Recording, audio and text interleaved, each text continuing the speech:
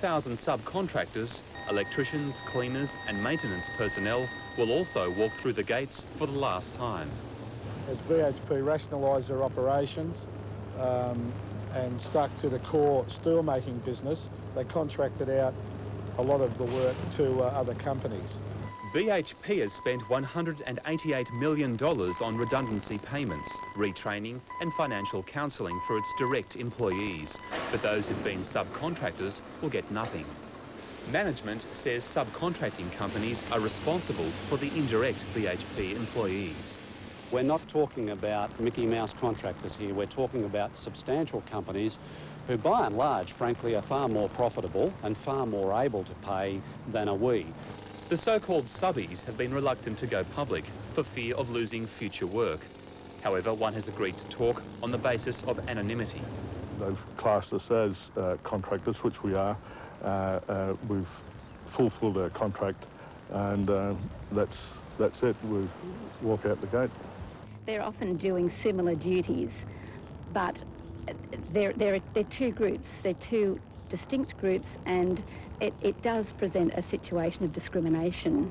Subcontracting has been an effective corporate strategy for BHP, allowing the company to cut jobs without having to pay for all the entitlements and retraining associated with direct employees. A lot of the contractors felt let down, not only by their own employers, but by BHP and also to a certain extent by the unions. Many of the subcontracted workers took relatively small payouts as the big Australian downsized in the 1980s. They're now regretting the move. John Stewart, ABC News, Newcastle. BHP workers will join the ranks of the unemployed. A lucky few will walk straight into another job, but the vast majority are facing the uphill battle to find work. They've been clinging to their last days. Rhonda Commons dreading Thursday's shutdown. Loved it. I've loved every minute of BHP. I think it's pretty sad. I think there's still a few people that still don't believe BHP is going to close. As steelmaking ends, a new chapter in Rhonda's career begins. The dining room supervisor retraining in aged care. We've had different tutors come in, and they come in at work, so we've just gone straight from work over to our classes, and we've got 8 guys from out on the plant, and they're wonderful fellows. Rhonda is among 500 BHP employees to be retrained, and this is where most of those programs have been coordinated. For 2 years, BHP's Employment Centre has been operating the Pathways program, designed to give workers facing redundancy a chance at finding another job. The centre will continue to operate for 12 months after the steelworks close. It's as varied as financial advice, lifestyle considerations, training, retraining options, career counselling, retirement planning. So far, 1,200 workers have walked through the door seeking help. The centre actively promoting its workers to prospective employees.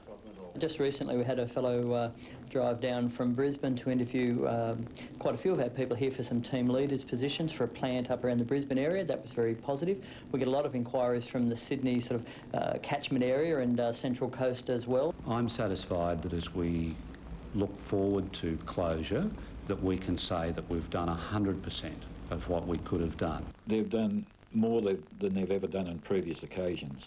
I mean, there was none of the attempt in previous occasions to soften the impact, which I believe BHP have done on this occasion. Peter Barrett concedes the mass job cut is another blow to the union's already declining influence. They owe a lot of the membership, and their membership, that a lot of that membership will be lost forever simply because they won't go back into the workforce. But Bloomcaster maintenance worker Greg Henderson has no intention of leaving the workforce. Scouring the Employment Centre's board for a job, Greg Henderson found work in Tomago as a boilermaker. Yeah, it's worked out really well. But Greg's story is the exception rather than the rule. I would say majority of people who work here with me at BHP are looking for work. There will be a good proportion of the people that lose their jobs who will find it very difficult to get a new one. And that is because that they may not have the skills required to be placed in one of these growing industries. I'm going to have to find something else to do with my time, which is a bit of a worry.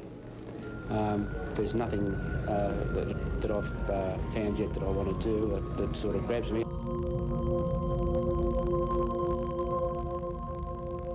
Workers without jobs will be forced to dip into their payouts to survive. Under law, they're prevented from accessing the dole until their redundancies are exhausted. But without a job, many are expected to move away, stunting the region's population growth. I think that happened back in 1982, and we found within the Newcastle region that Newcastle actually had a -0 population growth simply because people moved out of the region. Welfare groups are bracing themselves for increased demand as workers who stay in the area experience the trauma of losing a job and the despair associated with long-term unemployment. A lot of the counsellors that have been speaking with BHP workers are worried about possible a movement towards gambling, alcoholism, all of these problems that result because someone loses their jobs.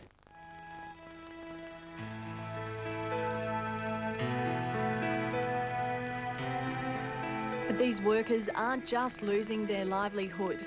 Amidst the often treacherous conditions of steelmaking, workers have forged friendships almost as strong as the steel itself.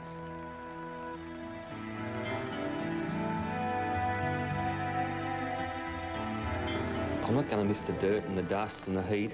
It's the blokes I'm going to miss, yeah, the friendship. For many, steelmaking is in the blood. The average length of service here is 20 years, and most workers have a father or grandfather who worked for BHP. As Newcastle loses the steelworks, so too these workers lose a piece of their family history. Many of our employees have been here 40 years. Many of our employees are either third or fourth generation of the one family working here. That's pretty unique. But the tough working conditions have also engendered a toughness of attitude. We'll survive. We are men and women of steel, and we'll get there, mate. We are the backbone of this country. And tomorrow night we'll take a look at the impact.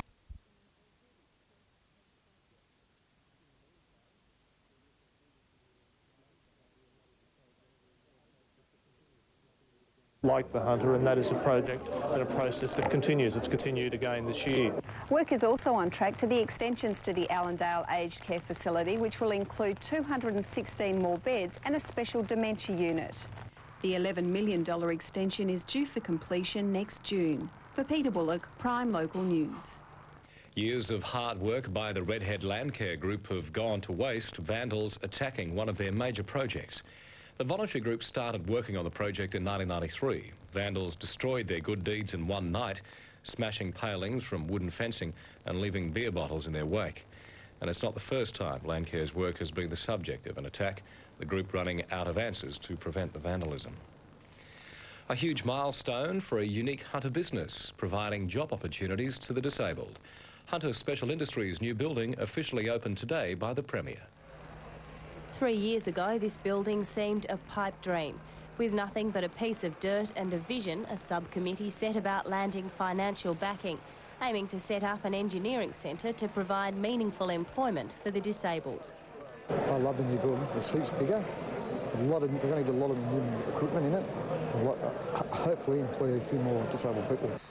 Specialising in fabrication, welding and light engineering, the centre boasts an impressive client list, including the Roads and Transport Authority and Australia Post.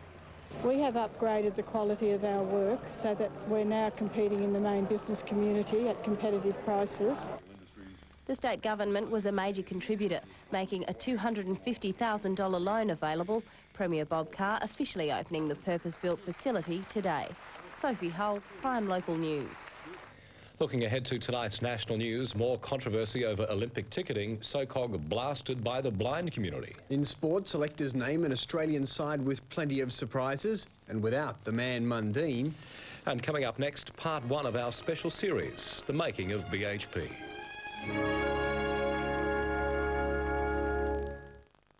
Earthquake. No other force of nature can produce destruction like it. Shut off the gas! Shut off electricity! When the ground starts to shake, there's no way of knowing when it will stop. Living with Earthquake on Our Raging Planet tonight. It's easy to find out more about the referendum. Visit the website or call 1800 641 117 and you'll be sent the information on the Republic and the preamble questions. Which way do you want to go? Authorised by the Commonwealth Government, Canberra. Fremantle is a port rich in maritime history. Just look at these exotic treasures gathered from the coastline of Western Australia. Speaking of exotic treasures from the deep, the seafood in Fremantle is sensational. Western Australia, holidays of an entirely different nature. Holiday in Western Australia from only $689 flying Qantas with 3 nights accommodation in Perth. Contact your travel agent or Qantas Holidays. At The Sale at Kmart, The clothes are 25% off. That's men's, women's and children's clothing and sleepwear 25% off for Monday and Tuesday only. The Sale, now on at The Store. Kmart, just what you need. This is Simon's first catalogue filled with carpets of distinction at sale prices, plus 12 months interest-free. No interest, no repayments for 12 months. Simon loves the catalogue and the 12 months interest-free. Check out Simon's first ever catalogue out now. Used to be the harder the ball, the farther it went. Not anymore. This is the new Top Flight XL 2000. It's got titanium in the cover for explosive distance. On an average par 4, that's 10 yards longer from tee to green. Thing is, the XL 2000 has an amazing soft feel. Softness you can feel and hear. Close to the green? How about close to the pin? The all-new Top Flight XL 2000. Explosive distance, amazing soft feel. It's the best XL I've ever played. What's new at Tomtyland? Check out our new summer prices. Come to Tomtyland and have the time of your life for just $15. Yep, all rides, all day, only $15. Tomtyland, just 30 minutes from Newcastle, open 7 days. Welcome back. Tonight, in the first of our special series on BHP, we take a look back at the big Australian's origins and how BHP was instrumental in building Newcastle.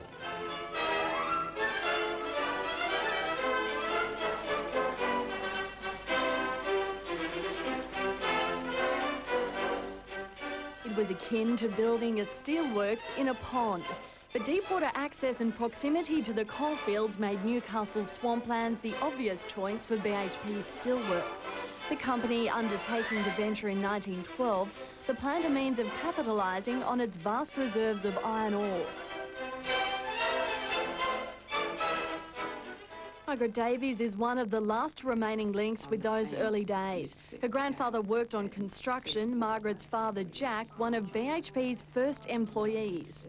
His father worked before him with a company called Driffields. They prepared the site for BHP. Grandfather used to drive a horse and dray, moving all the soil to fill in the site and everything. Well, that's different to today's mechanisation, isn't it? Jack Jordan started work in BHP's telephone exchange at the tender age of 15. And his means of transport across from Mosquito Island, where his family had a dairy farm, was by means of a little rowing boat. He used to row that across and tied up the BHP while he did his shift and then row home at midnight.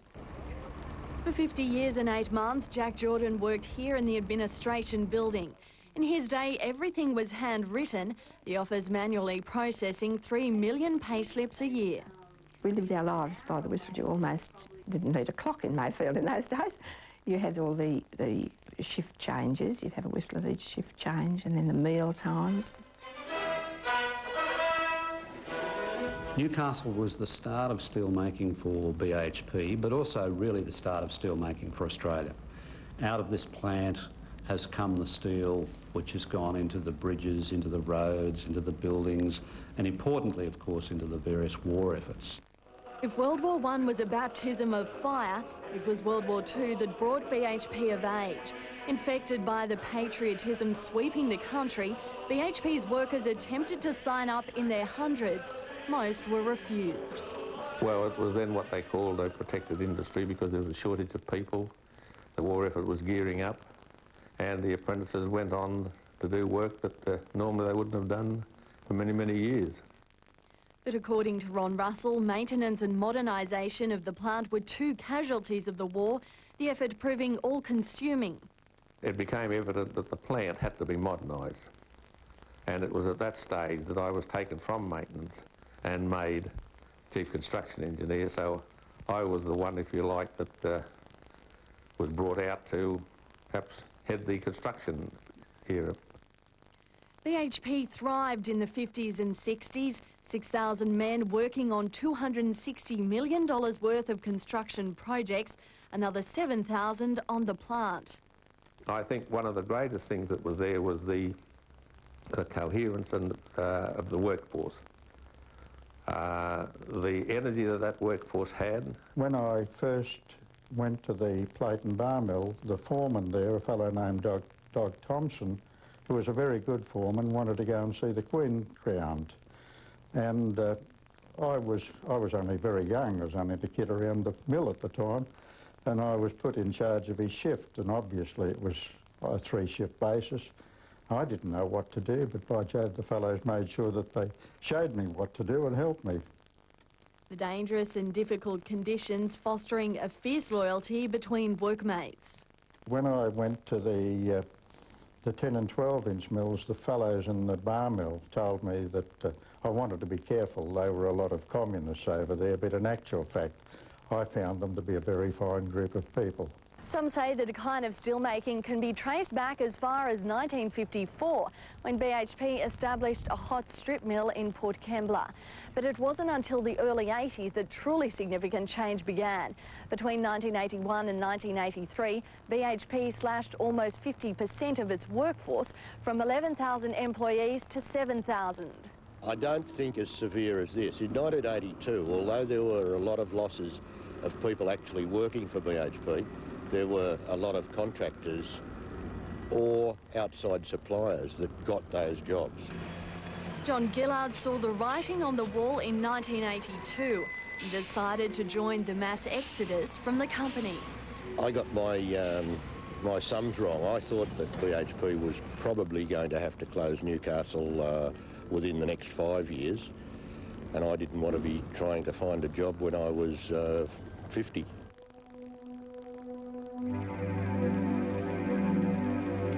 On April 29, 1997, BHP confirmed what many had expected for years. The company announced the steelworks would close. An ageing plant and competitive world market meant the business was no longer viable. Ultimately, this demonstrates that what sustains a business is its viability, that you just simply cannot go on bleeding and hope to survive.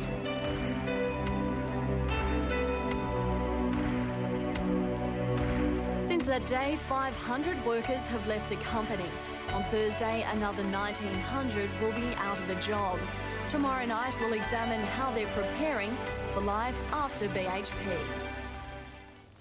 Time for sport now, Aaron Carter. We know the steelworks were going to close for 2.5 years, but has the city done enough to prepare?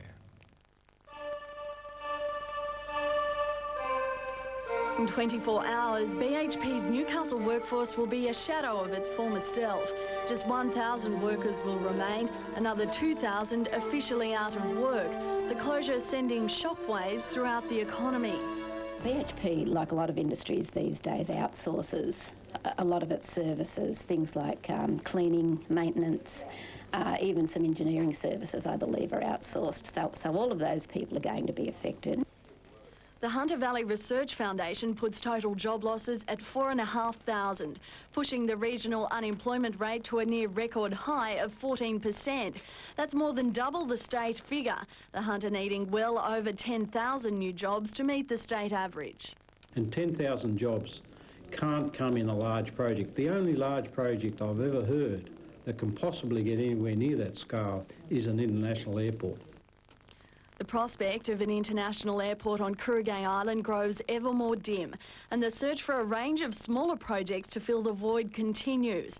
Steel River's transformation into a technology development park is taking shape, the CSIRO leading the way by nominating Steel River as the location for its energy research centre.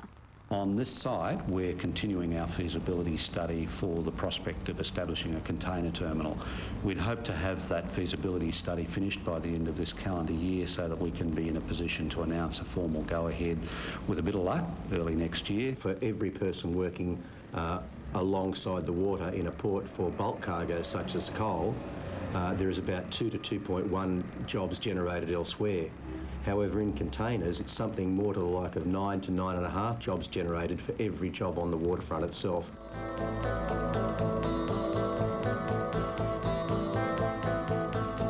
But there's division over where Newcastle's future lies. With natural beauty and a rich history, the city lends itself towards tourism. The question is, can tourism coexist with industry? I think over time you're going to have a mix of tourism, advanced manufacturing, IT&T, biotechnology, all compensating for the loss of jobs in traditional manufacturing. The city's future, I believe, lies in our ability to attract tourism at a level that is not grandiose but meaningful. And by that I mean we need to address the Sydney market. The working port phenomena is one that's been very, very attractive as a tourism driver, as an attractor of tourists in many other places. Seattle, Long Beach in California, plenty of examples of where that's been a great draw card. In the long term, it's a favourable result. It's a good result for us to let go of the past and get onto the new industries. And the new industries include a clean environment, tourism, aerospace, computer-related, service-related industries. In a sense, the choice as to Newcastle's future direction has already been made. The statistics paint a telling picture. There's no denying manufacturing was once the economic powerhouse, accounting for 25% of the region's jobs. Now that proportion has fallen to less than 15%. In fact, it's 13 or 14%.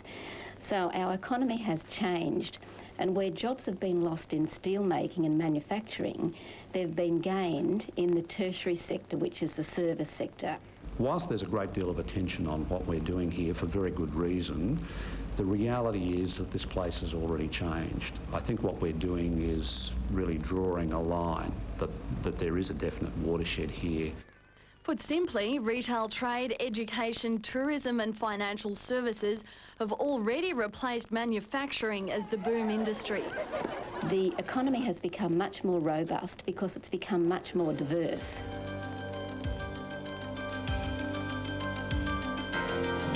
But there's no denying in the short term, few sectors of the community will escape the effects of closure. BHP is inextricably woven into the region's economic fabric, and tomorrow night we'll examine just how the big Australian will be remembered. Cassie Hamer there. Time for sport now. Steelmaking. But tomorrow, the Steel City will bow out of a tradition which once secured the livelihood of thousands. After 84 years, it's all over. Steelmaking at BHP will officially end tomorrow, the occasion marking the end of an era for a city shaped by its industrial past. It's a day many hoped would never come, but the reality is setting in. The blast furnace is cold, plumes of steam no longer imprint the Newcastle skyline, and more than 2,000 workers will be left jobless. Since the company's 1915 opening, more than 50,000 workers have passed through these gates. Tomorrow, the last generation of steel workers will pass into history when they march out for the final time. Economists say the domino effect of the closure will see up to 4,500 people, including contractors, out of work. And within 6 months, the big Australian is expected to get out of steelmaking altogether. As for the steelworks site itself, bulldozers will move in almost immediately. Helen Kapelos, NBN News.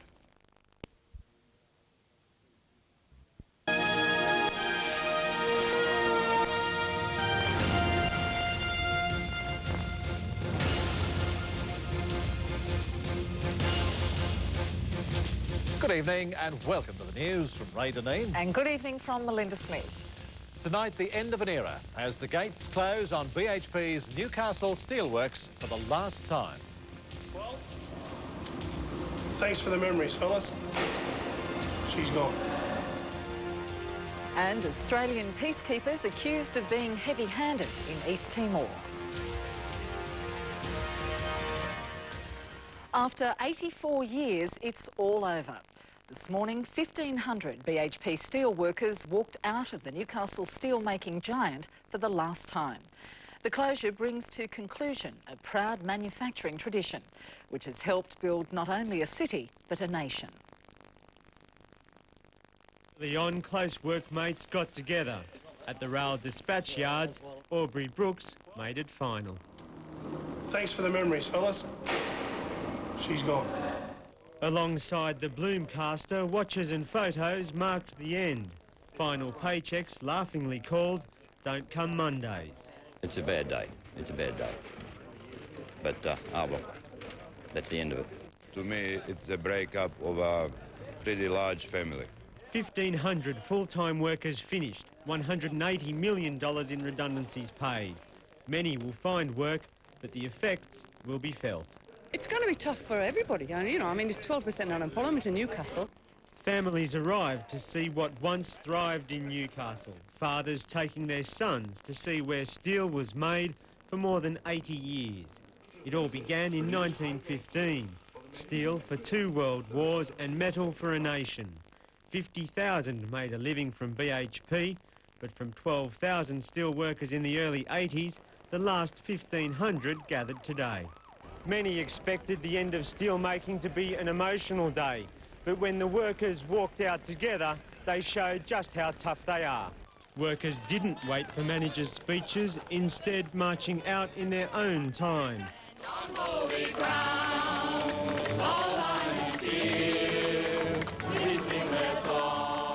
Tears gave way to brave faces. We thought if we laugh, we won't cry, so we thought that might be a good way to go out. I've been a bit teary this morning inside, but not walking out was a bit more uplifting, yeah. The show of strength vital to people who won't be back. Yeah, really important. I think it's a great idea. Just something to remember, an event to remember. Well, they've got more than pride. I mean, their hearts are just enormous. The people that are walking out here today have got some hope for the future. With the main gates locked, the dismantling began almost immediately, and fireworks flew from closed coke ovens where steam once filled the sky.